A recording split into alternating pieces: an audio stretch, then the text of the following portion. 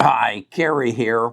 Wrapping up the year, putting together the end pieces, doing some tax planning, and it's assessing my portfolio. And what I like to do is set my expectations. And as I was doing that, I looked at the 50% of my portfolio that are in my big six, and I said, what do I expect of them? And so what I said was, what did they do over the last 10 years, and how do I think they'll do between now and 2030? And so I wanted to share that with you because I came to the conclusion I'm going to make about $6 million off of those six stocks between now and 2030. And I want you to be in a position to share in my knowledge, and hopefully your life will be as good as mine is getting. And this is just so obvious to me.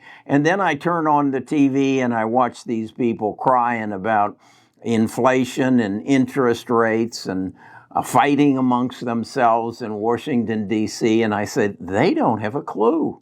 They just haven't figured it out because they can't look beyond their nose. They can't look beyond the next 90 days or the next year.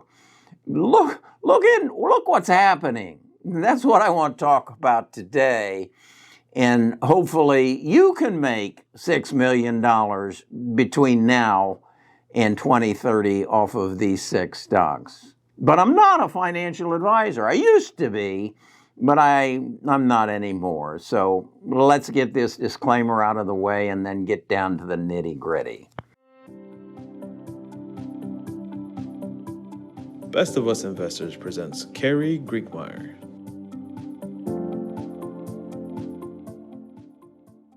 Okay, I want to show you something that I think is phenomenal. A lot of people will tell you, just take and make a monthly chart, and I do this, of the S&P 500, and you can see that for the last 50 years, the general direction of the stock market is up.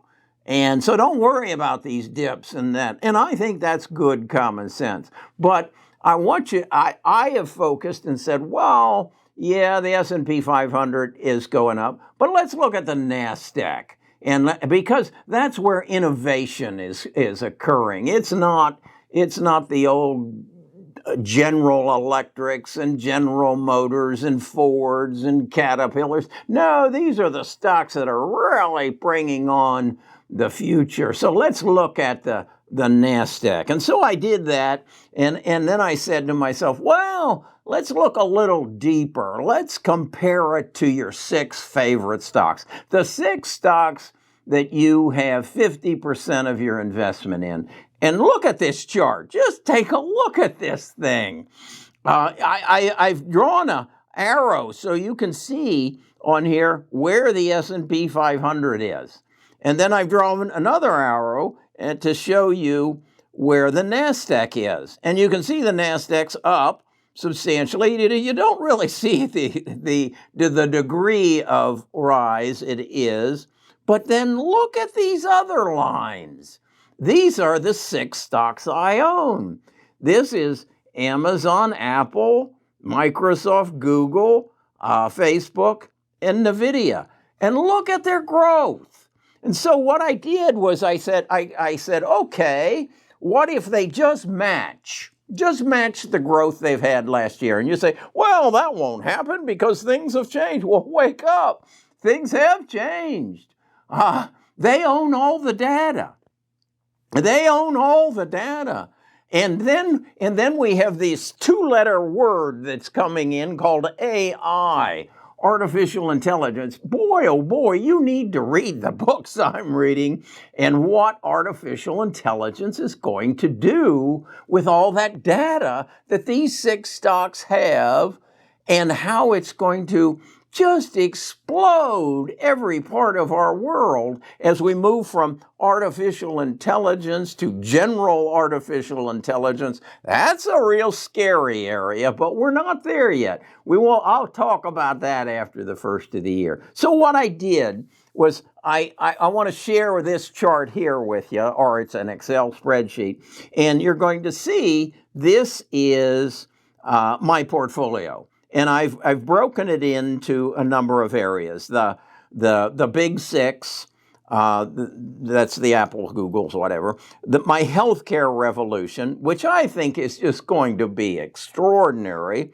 The 3D printing, which I think is going to play a big part for fixing our supply chain. The metaverse, the EV, the cyber, fintech, and then Netlist. And so then what I said was, okay, let's focus on the big six, what their market cap is, what their current price is, and then the number of shares that I have in each one of them, and what their current value is. Then I took the numbers off of this graph of the comparison of these six stocks to the NASDAQ, and I put their growth rate, their X rate, for the last 10 years, and said, what if they just grow at that rate again for between now and 2030? And you can see my holdings go from 549,000 to 8,483,000. So rounding numbers off, I'm making $6 million off of that. Well, how is that going to happen, Carrie? Artificial intelligence. Oh my God. I read something about, I told you in another video about how DeepMinds, one of Google's companies, created it's called AlphaZero, a chess game. That once they put it out against human beings and against other computer-generated chess games in 2017, they did this. They've yet to be beat. And then I was reading this book on on artificial intelligence and the applications for security, and if in fact this chess game has never been beat, what do you think would happen if you put one of those artificial intelligence geniuses inside a fighter jet and then went and combat it with other fighter jets flown by human beings? Wouldn't stand a chance. I mean, if you can beat them at chess, if you can think faster and anticipate their moves in chess, what do you think you can do with a fighter jet? It's mind-boggling. Okay, now you take this, if you understand the chess and you understand the fighter jet, apply it to what you're going to do next. What you're going to do with all the data that Amazon, Apple, Microsoft, Google, Facebook has on you, and then with the chip power of NVIDIA. Folks, this is amazing. They will notify you before anything. Hey, Carrie, you're going to buy a car next week. We've figured that out. And oh, by the way, this is the car you're going to buy. No, this is crazy. And what I know is the biggest area that this is going to affect me is in healthcare, because they're not going to really worry about my car purchasing. Oh, they will. But what they're really going to do is monitor my body and tell me, as a result of changes in my body compared to the changes in your body and 20 million other people's body, Carrie, you need to get to the doctor today. In fact, we've just sent an ambulance for you. Where are they going to get this data to do all this?